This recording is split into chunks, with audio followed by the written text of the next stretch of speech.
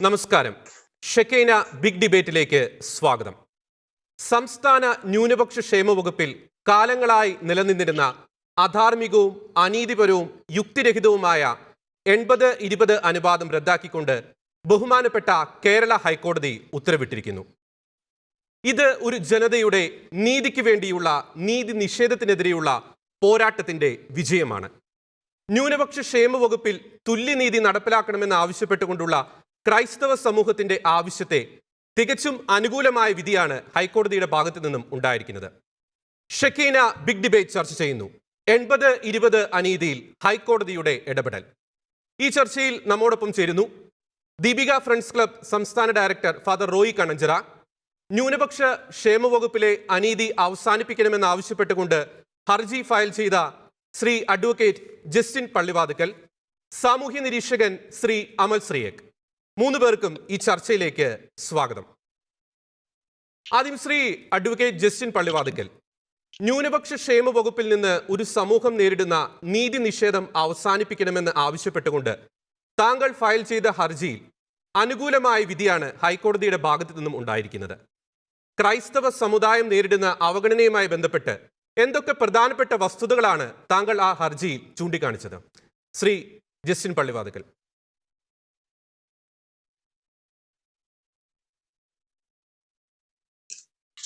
ആദ്യം തന്നെ ആ വിധിയിലൂടെ ലഭിച്ച സന്തോഷം പങ്കുവയ്ക്കട്ടെ. വളരെ സന്തോഷം തോന്നുന്നു. ബഹുമാനപ്പെട്ട കോടതി നീതിപൂർവമായ ഒരു തീരുമാനം എടുത്തുകൊണ്ട് മാർജിനലൈസ് ചെയ്യപ്പെട്ട ഒരു സമൂഹത്തിന്റെ പക്ഷത്ത് നിന്ന് സംസാരിച്ചതിനും അങ്ങനെ ഒരു ഉത്തരവ് പുറപ്പെടുവിച്ചതിനും ന്യൂനപക്ഷ വിദ്യാഭ്യാസ സ്കോളർഷിപ്പുമായി ബന്ധപ്പെട്ട് തുടർന്നു വന്നിരുന്ന നീതിപൂർവമായ 80% ഒരു സമൂഹത്തിനും 20% ബാക്കിയുള്ള ന്യൂനപക്ഷ സമുദായങ്ങൾക്കും കൊടുക്കുന്നതിനെയാണ് നമ്മൾ ചോദ്യം ചെയ്തത്. സംസ്ഥാന സർക്കാരിന്റെ കാലാകാലങ്ങളിലെ ഉത്തരവുകളെ ചലഞ്ച് ചെയ്തുകൊണ്ടാണ് നമ്മൾ ഹൈക്കോടതിയിൽ ഫയൽ ചെയ്തത്.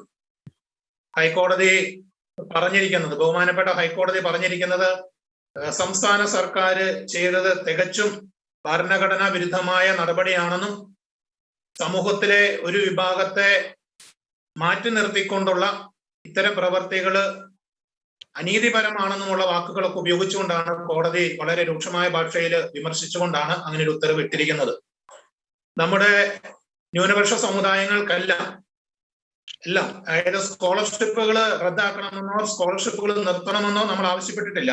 മറിച്ച് സ്കോളർഷിപ്പ് വിതരണത്തിലെ അനീതിപരമായ ക്രമീകരണത്തിന് മാറ്റം വരുത്താനാണ് നമ്മൾ ആവശ്യപ്പെട്ടിരിക്കുന്നത്. അതിന് അനുകൂലമായിട്ടാണ് കോടതി നടപടി സ്വീകരിച്ചിരിക്കുന്നത്. അതിൽ ഒത്തിരി സന്തോഷം. തീർച്ചയായും. ഫാദർ റോയി കണ്ണഞ്ചിറ, സംസ്ഥാന ന്യൂനപക്ഷ ക്ഷേമ വകുപ്പിൽ നടക്കുന്ന കൊടിയ അനീതിക്കെതിരെ ശക്തമായി ശബ്ദമുയർത്തിയിട്ടുള്ളതാണ് കത്തോലിക്ക സഭയും സഭയിലെ സംഘടനകളും.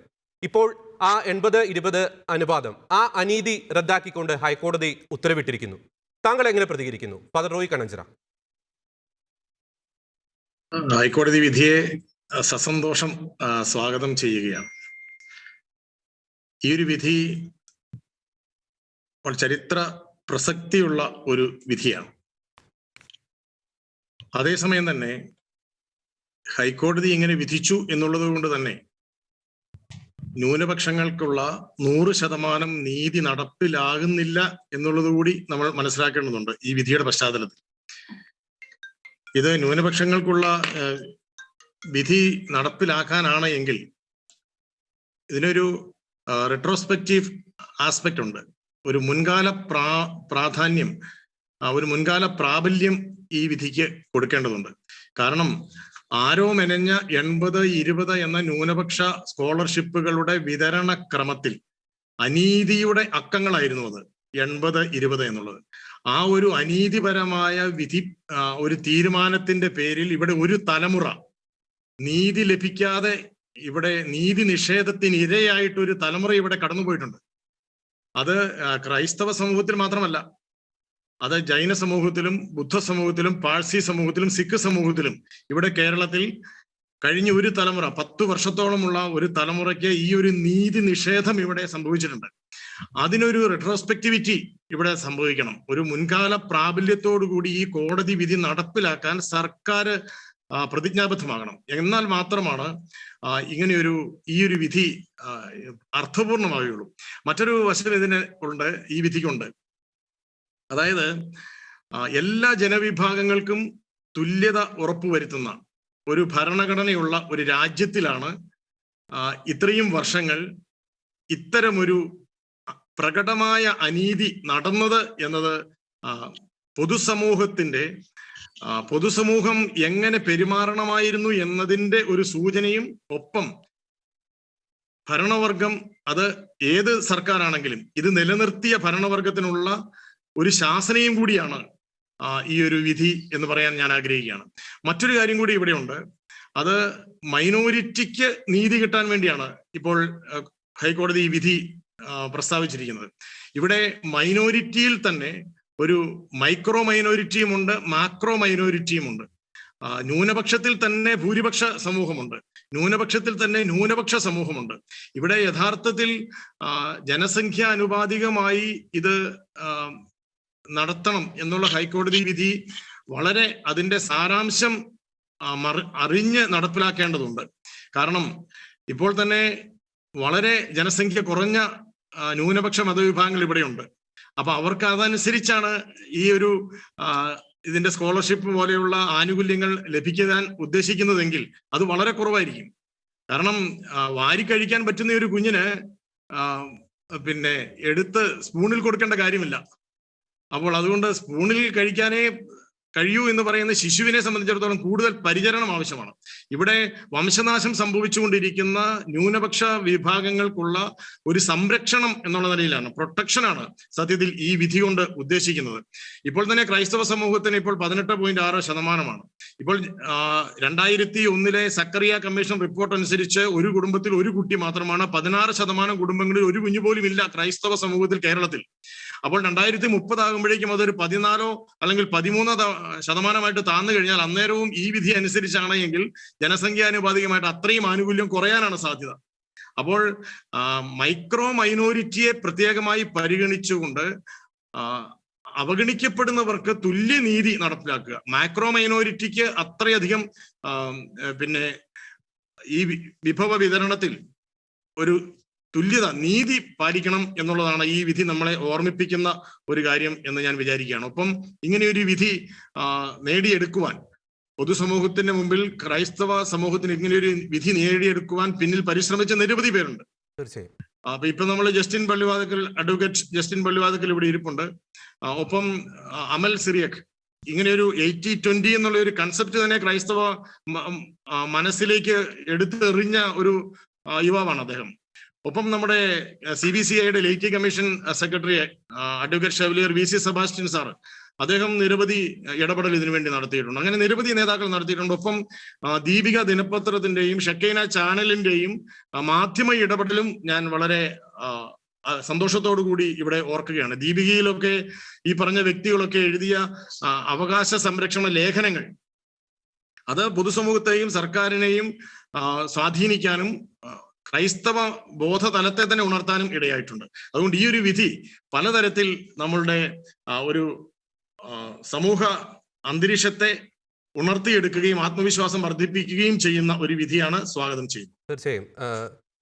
ഫാദർ പറഞ്ഞതുപോലെ അനേകരുടെ പ്രയത്നത്തിന്റെ ഫലമാണ് ഈ വിധി. അതോടൊപ്പം തന്നെ പ്രസക്തമായ ഒരു കാര്യം കൂടി അച്ഛൻ സൂചിപ്പിച്ചിരുന്നു.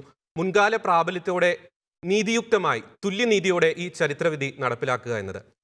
ശ്രീ അമൽ ശ്രീക്, നമുക്കറിയാം പൊതുസമൂഹത്തിന്റെ ശ്രദ്ധയിൽപ്പെടാതെ കൗശലപൂർവ്വം തന്ത്രപൂർവ്വം നടപ്പിലാക്കിയ നീതി നിഷേധത്തിനെതിരെ ആദ്യമായി ശബ്ദമുയർത്തിയ വ്യക്തികളിൽ ഒരാൾ താങ്കളായിരുന്നു.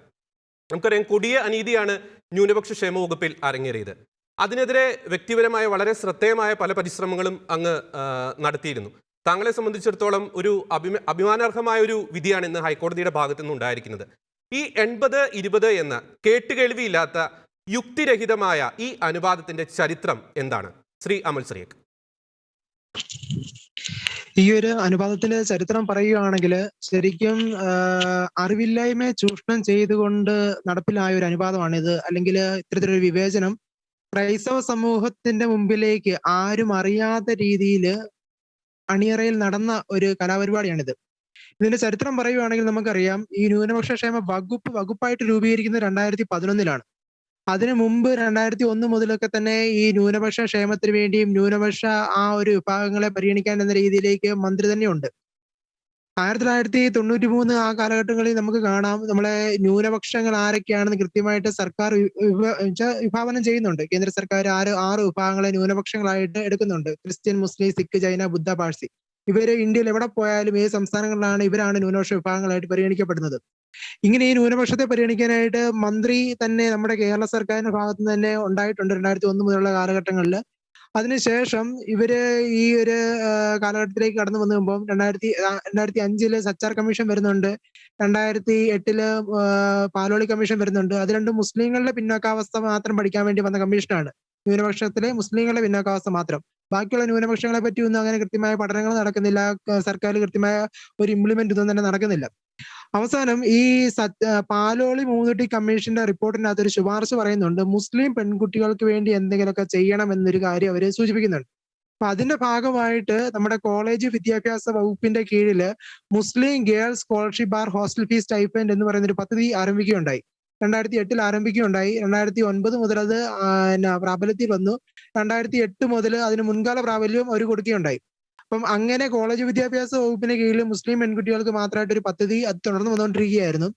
അത് വന്ന് കാലങ്ങൾ കഴിഞ്ഞു. 2011 ജനുവരി 1-ാം തീയതിയാണ് ന്യൂനപക്ഷ ക്ഷേമ വകുപ്പ് കേരളത്തിൽ രൂപീകരിക്കുന്നത്, ഒരു വകുപ്പായിട്ട്.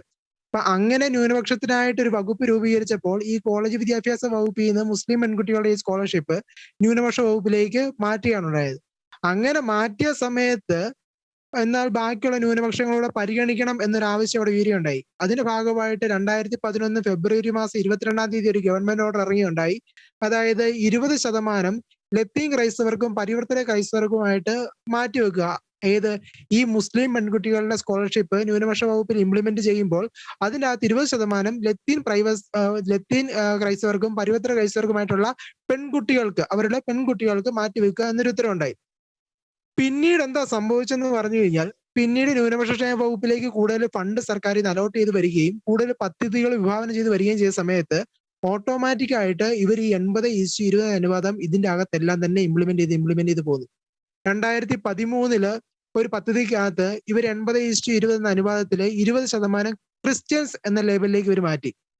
2015 ആയപ്പോൾ ഒരു പദ്ധതിക്കകത്ത് ITIയുടെ ഒക്കെ ഒരു പദ്ധതിക്കകത്ത് ഇവര് 20% അതർ മൈനോറിറ്റീസ് എന്ന ടീമിലേക്ക് അവർ ഡിഫൈൻ ചെയ്ത് മാറ്റി. നമ്മൾ വിവരാവകാശ നിയമം ഈ ഒരു കാര്യം ശ്രദ്ധയിൽ കണ്ടപ്പോൾ നമ്മൾ വിവരാവകാശ നിയമപ്രകാരം കൊടുത്തു 80:20 അനുപാതം നടപ്പിലാക്കാനായിട്ട് എന്തെങ്കിലും പഠനങ്ങൾ നടത്തിയിട്ടുണ്ടോ, എന്താണ് ഇതിന്റെ അടിസ്ഥാനം എന്നുള്ളത്. കൃത്യമായിട്ട് അവർ ഉത്തരം തന്നത് ന്യൂനപക്ഷ വകുപ്പ് 80:20 എന്ന അനുപാതം നടപ്പിലാക്കാനായിട്ട് ഒരു പഠനവും നടത്തിയിട്ടില്ല. കൃത്യമായി അവർ രേഖാമൂലം നമുക്ക് തന്ന ഒരു മറുപടിയാണിത്. എന്നിട്ട് അവർ പറഞ്ഞു, ഇന്ന ഗവൺമെന്റ് ഓർഡർ പ്രകാരമാണ് 80:20 നടപ്പിലാക്കുന്നത്. ആ ഗവൺമെന്റ് ഓർഡർ നോക്കിയപ്പോഴാണ് 2011 ഫെബ്രുവരി മാസം 22-ാം തീയതി ആ മുസ്ലിം പെൺകുട്ടികളുടെ സ്കോളർഷിപ്പിനായിട്ട് മാത്രം 20% ലത്തീൻ ക്രൈസ്തവർക്കും പരിവർത്തന ക്രൈസ്തവർക്കും പെൺകുട്ടികൾക്ക് വേണ്ടി മാറ്റിവെച്ച ആ ഒരു ഓർഡറിന്റെ ആ ഒരു പിൻബലത്തിലാണ് 80:20 നടപ്പിലാക്കുന്നത്. ഈ 80:20 ഇപ്പൊ എന്തിലൊക്കെയാണ് നടപ്പിലാക്കുന്നത് പറഞ്ഞു കഴിഞ്ഞാൽ എല്ലാ പദ്ധതിയും തന്നെ ഇവർ 80:20 നടപ്പിലാക്കുകയാണ്. അതായത് മദർ തെരേസ സ്കോളർഷിപ്പ് എന്ന് പറഞ്ഞുകൊണ്ട് ഒരു സ്കോളർഷിപ്പ് ഉണ്ട്. ക്രിസ്ത്യൻ നാമധാരിയായ വിശുദ്ധയാണ് അല്ലെ, വിശുദ്ധയാണ് മദർ തെരേസ. ആ മദർ തെരേസ സ്കോളർഷിപ്പ് പോലും 80:20 അനുപാതം. ജോസഫ് മുണ്ടശ്ശേരി സ്കോളർഷിപ്പ് 80:20 അനുപാതം. ബാക്കിയുള്ള എല്ലാ സ്കോളർഷിപ്പ്, അതായത് സൗജന്യ കോച്ചിങ് സെന്ററുകളുണ്ട്. ഈ കോച്ചിങ് സെന്ററിൽ പോലും വരുന്ന കുട്ടികളിലും ഈ കോച്ചിങ് സെന്റർ അനുവദിക്കുന്നതിലും എല്ലാം 80:20 അനുപാതം വെച്ചിരിക്കുകയാണ്. ഈ ഇതിനകത്ത് 80:20 അനുപാതത്തിൽ വരുന്ന കുട്ടികൾ ഈ കോച്ചിങ് സെന്റർ പ്രധാനമായിട്ട് ഇപ്പൊ മദ്രസകൾ കേന്ദ്രീകരിച്ചു അതിന്റെ അനുബന്ധിച്ചൊക്കെയാണ് പ്രവർത്തിക്കുന്നത്. ഇപ്പൊ ക്രൈസ്തവ കേന്ദ്രങ്ങളില്ല. പല രൂപതകളും ചങ്ങനാശ്ശേരി ആട്ടെ തൃശ്ശൂരൊക്കെ ആട്ടെ പല രൂപതകളും പല പ്രാവശ്യം ആവശ്യപ്പെട്ടിട്ട് പോലും ചങ്ങനാശ്ശേരിക്കുന്ന ഒരു സബ് സെന്റർ പോലും കൊടുത്തില്ല. തൃശ്ശൂരാണ് സെന്റർ പോലും അനുവദിച്ചില്ല അവര്. അതിന്റെ അപേക്ഷകളെല്ലാം തന്നെ ഉണ്ട്. അപ്പൊ അങ്ങനെ അനുവദിക്കാതെ ഒരു പ്രത്യേക സമുദായത്തിന് മാത്രമായിട്ട് കൊടുക്കുകയും എന്നിട്ട് ഇതിന്റെ അകത്ത് 20% ന്യൂനപക്ഷ ഈ ക്രിസ്ത്യാനികളൊന്നും വരുന്നില്ല എന്ന് കാണിച്ചുകൊണ്ട് 10% പിന്നോക്ക ഹിന്ദുക്കൾക്കും വേണമെങ്കിൽ വരാമെന്ന രീതിയിലേക്ക് വരാൻ വകമാറ്റുകയാണ് ചെയ്യുന്നത്. ശ്രീ ജസ്റ്റിൻ പള്ളിവാതിക്കൽ, ശ്രീ അമൽ പറഞ്ഞതുപോലെ വർഷങ്ങളുടെ ഒരു നീതി നിഷേധമാണ് ക്രൈസ്തവ സമുദായത്തിനും മറ്റു ന്യൂനപക്ഷങ്ങൾക്കും നേരിടേണ്ടി വന്നിട്ടുള്ളത്. നമുക്കറിയാം, ന്യൂനപക്ഷ കമ്മീഷന്റെ പല സിറ്റിങ്ങുകളിലും ക്രൈസ്തവ സമുദായത്തിൽ നിന്നുള്ള പ്രതിനിധികൾ ഇതേപ്പറ്റി പല പരാതികളും ഉന്നയിച്ചിരുന്നു. പക്ഷേ ഹൈക്കോടതിയുടെ ഭാഗത്തുനിന്ന്, നീതിപീഠത്തിന്റെ ഭാഗത്തുനിന്ന് ഒരു ഇടപെടൽ വേണ്ടി വന്നു ക്രൈസ്തവ സമുദായത്തിന് നീതി ലഭ്യമാക്കുവാൻ. താങ്കളുടെ അഭിപ്രായത്തിൽ എന്തെല്ലാം ഘടകങ്ങളാണ് ഹൈക്കോടതിയെ ഈ വിധിയിലേക്ക് നയിച്ചത്? ശ്രീ ജസ്റ്റിൻ പള്ളിവാതിക്കൽ. രണ്ട് കൂട്ടരെ കാര്യത്തിൽ പ്രത്യേകമായിട്ട് അഭിനന്ദിക്കേണ്ടതുണ്ട്. ഒന്ന്, ക്രൈസ്തവ സമുദായത്തിന് നാളുകളായിട്ട് നടക്കുന്ന നീതി നിഷേധത്തിനെതിരെ ഒത്തിരിയേറെ ഭാഗത്തുനിന്ന്, സഭയുടെ ഭാഗത്തുനിന്നും സമുദായത്തിന്റെ ഭാഗത്തുനിന്നും സമുദായ നേതൃത്വത്തിന്റെ ഭാഗത്തുനിന്നും സംഘടനകളുടെ ഭാഗത്തുനിന്നും ഒക്കെ ഉയർന്ന നിലവിളിയുടെ ഫലമായിട്ട് ബഹുമാനപ്പെട്ട കേരള മുഖ്യമന്ത്രി ഈ പുതിയ സർക്കാരിന്റെ കാലഘട്ടത്തിൽ ന്യൂനപക്ഷ ക്ഷേമ വകുപ്പ് ഏറ്റെടുത്ത് തന്നെ അത് തന്നെ കാണിക്കുന്നത് ന്യൂനപക്ഷങ്ങളെ എല്ലാം ഈക്വലായിട്ട് കാണാൻ സർക്കാർ ശ്രമിക്കുന്നു എന്നതിന്റെ പോസിറ്റീവായിട്ടുള്ള ഒരു അടയാളമാണ്.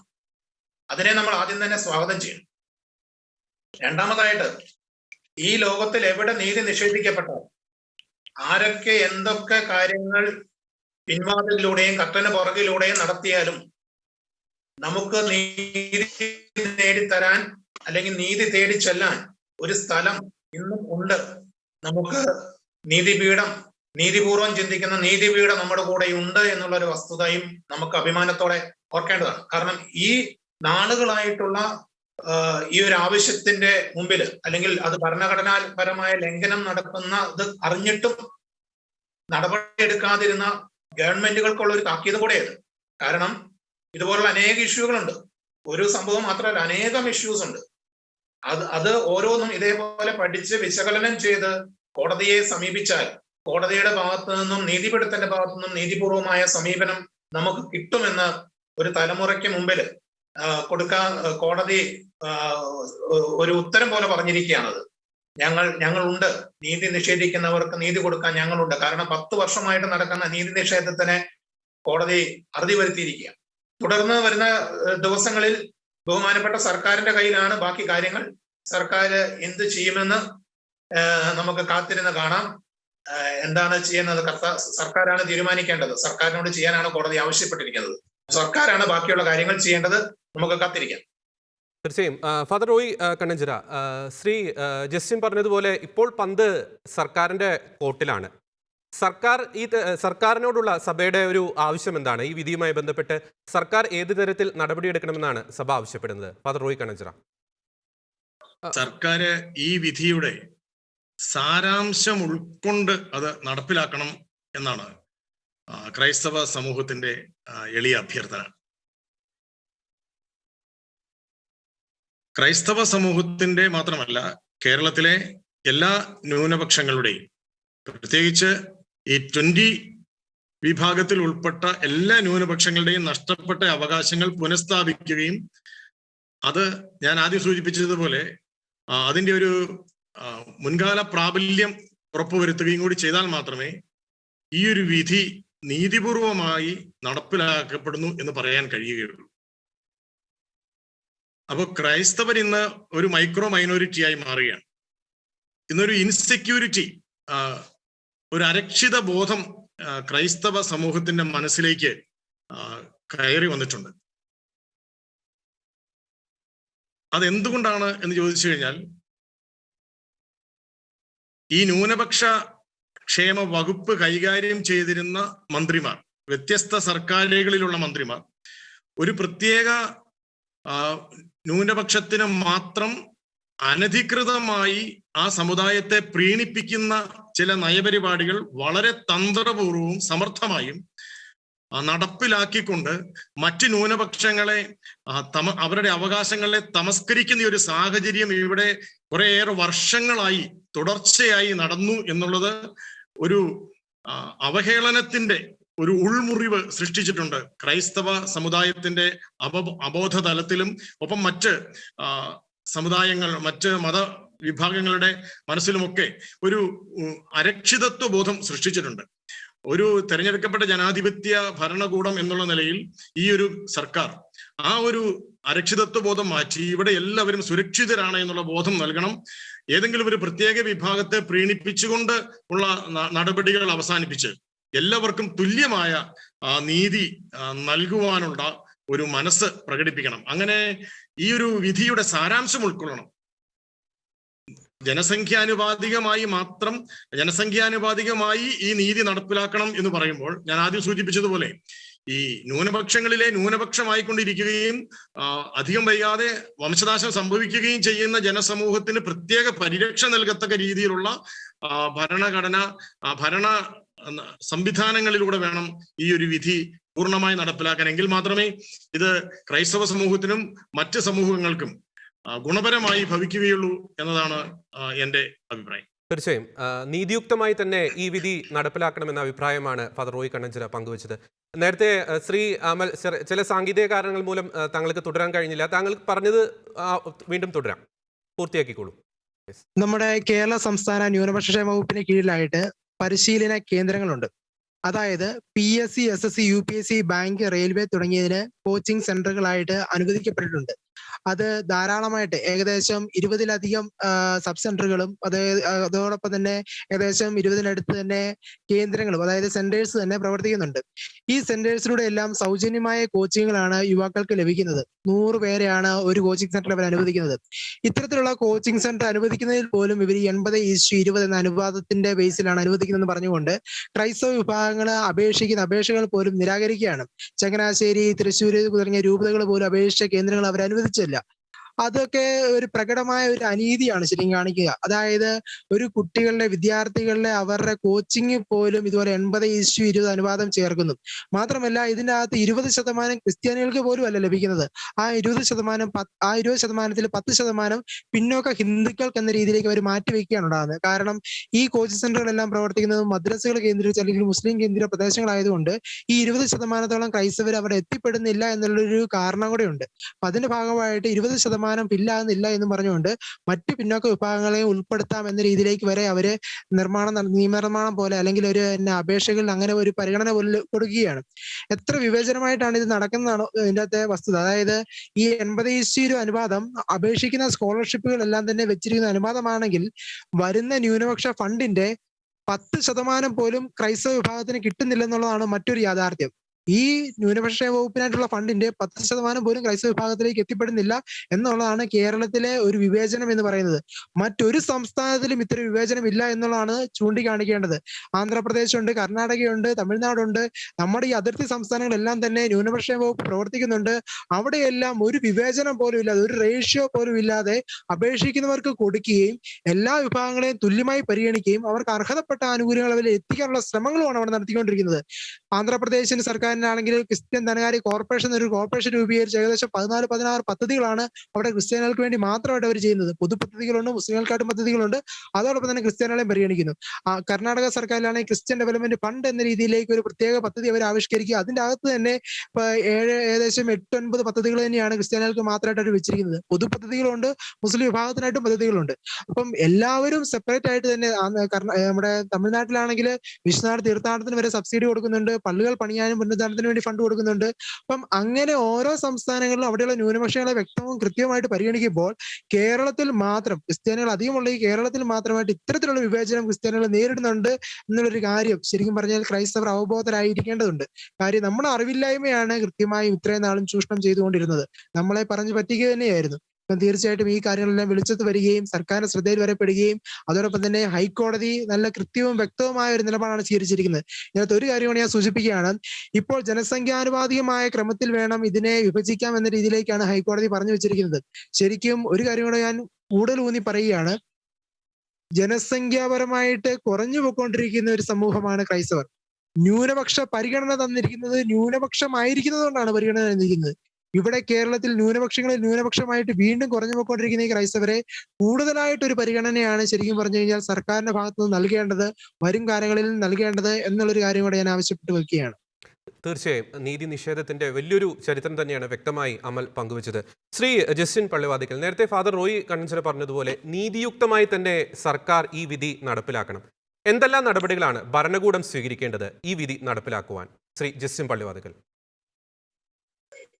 ഗവൺമെന്റ് ഈ കാര്യത്തിൽ പ്രത്യേകിച്ചും ശ്രീ പിണറായി വിജയന്റെ നേതൃത്വത്തിലുള്ള ഈ സർക്കാർ കോടതി വിധിയെ കൃത്യമായിട്ട് പഠിച്ച് വിശകലനം ചെയ്ത് ക്രൈസ്തവ വിശ്വാസം ആർജിക്കാൻ തക്ക വിധത്തില് അല്ലെങ്കിൽ എല്ലാ ന്യൂനപക്ഷങ്ങളുടെയും വിശ്വാസം ആർജിക്കാൻ പറ്റുന്ന രീതിയിൽ ഉചിതമായ നടപടി സ്വീകരിക്കുമെന്ന് തന്നെയാണ് വിശ്വസിക്കുന്നത്. അപ്പൊ ഗവൺമെന്റിന് മുമ്പിൽ ഒത്തിരിയേറെ വഴികളുണ്ട്. കോടതി ഇത് പറഞ്ഞു, ഇതിൽ കൂടിയാലും കുഴപ്പമില്ല, കുറഞ്ഞാലാണ് പ്രശ്നം. അപ്പൊ അതിന് ഈ ഉചിതമായ രീതിയിൽ ഗവൺമെന്റിന് ഈ ന്യൂനപക്ഷ സ്കോളർഷിപ്പുകളുടെ കാര്യത്തിൽ, വിദ്യാഭ്യാസ ആനുകൂല്യങ്ങളുടെ കാര്യത്തിൽ, മാറ്റി നിർത്തപ്പെടുന്ന ന്യൂനപക്ഷങ്ങളുടെ വിഭാഗത്തിന്റെ കാര്യത്തിൽ ശക്തമായ രീതിയിൽ ഗവൺമെന്റ് ഇടപെടും എന്ന പൂർണ്ണ വിശ്വാസമാണ് നമുക്കുള്ളത്.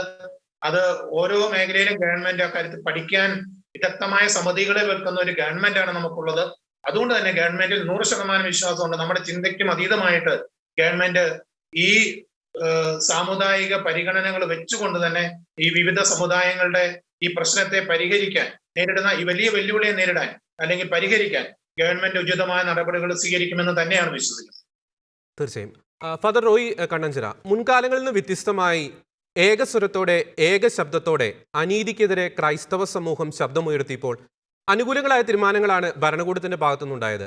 ന്യൂനപക്ഷ ക്ഷേമ വകുപ്പ് മുഖ്യമന്ത്രി ഏറ്റെടുക്കുന്നു. ക്രൈസ്തവ സമൂഹത്തിന്റെ പിന്നോക്കാവസ്ഥ പഠിക്കുവാൻ ജസ്റ്റിസ് JB കോശി കമ്മീഷനെ നിയോഗിക്കുന്നു.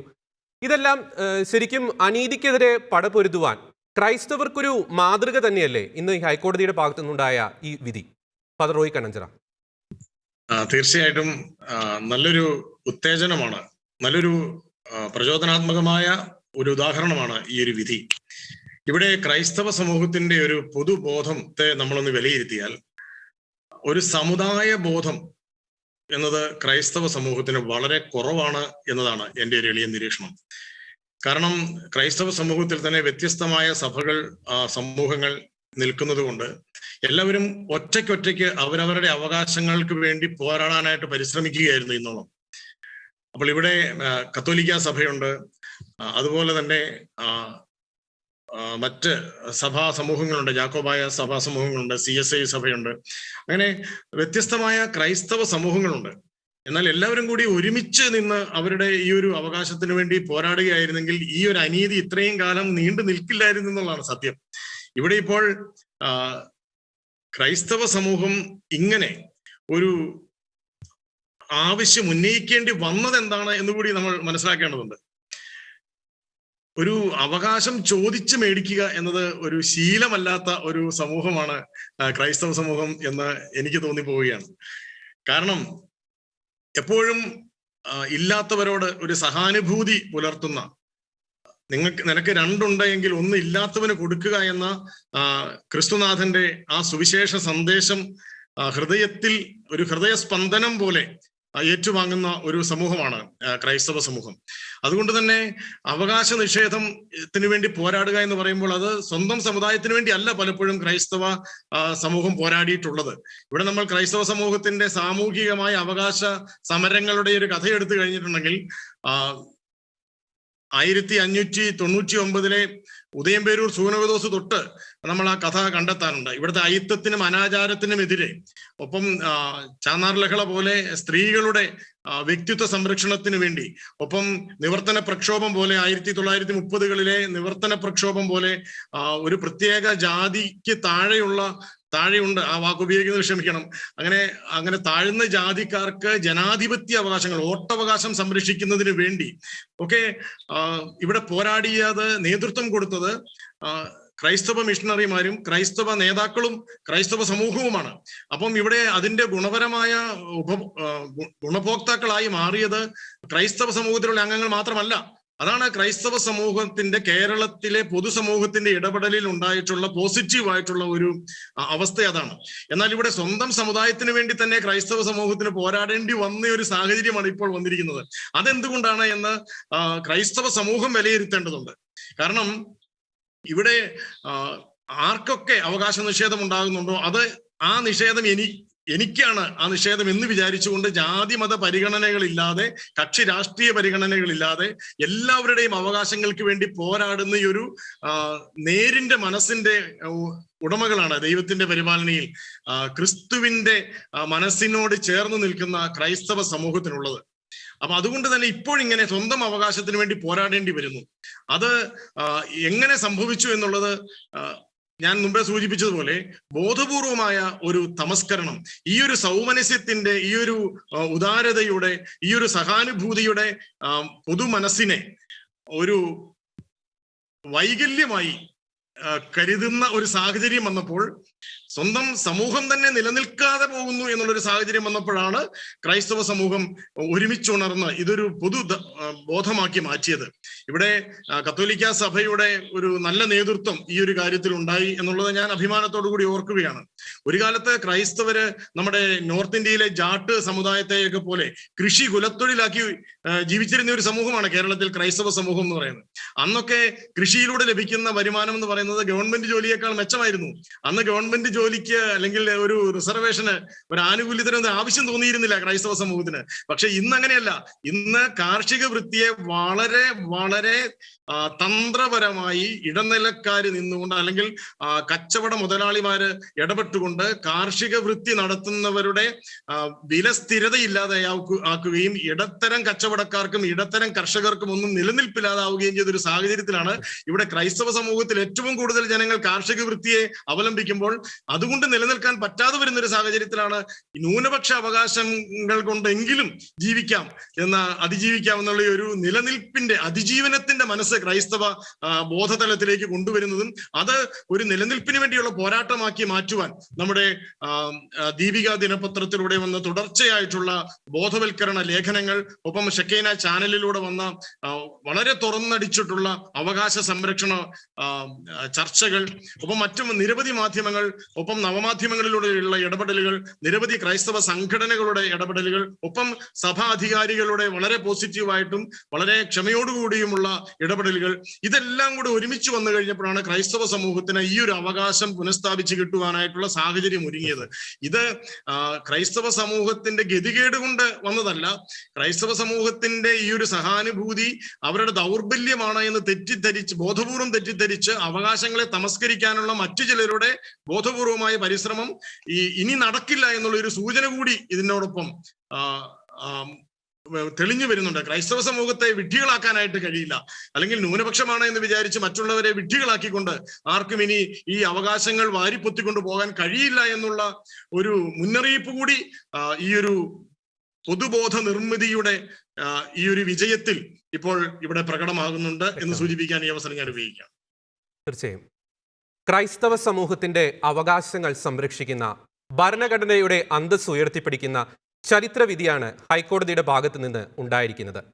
നീതിക്ക് വേണ്ടിയുള്ള ഈ പോരാട്ടത്തിൽ പങ്കാളികളായ എല്ലാവർക്കും അഭിനന്ദനങ്ങൾ. ഈ വിധി ഭരണകൂടം നീതിയുക്തമായി നടപ്പിലാക്കുമെന്ന പ്രതീക്ഷയാണ് ഈ ചർച്ച പങ്കുവയ്ക്കുന്നത്. ഈ ചർച്ചയിൽ പങ്കെടുത്ത ഫാദർ റോയി കണ്ണഞ്ചിറ, ശ്രീ ജസ്റ്റിൻ പള്ളിവാതിക്കൽ, ശ്രീ അമൽ ശ്രീയക്, നന്ദി.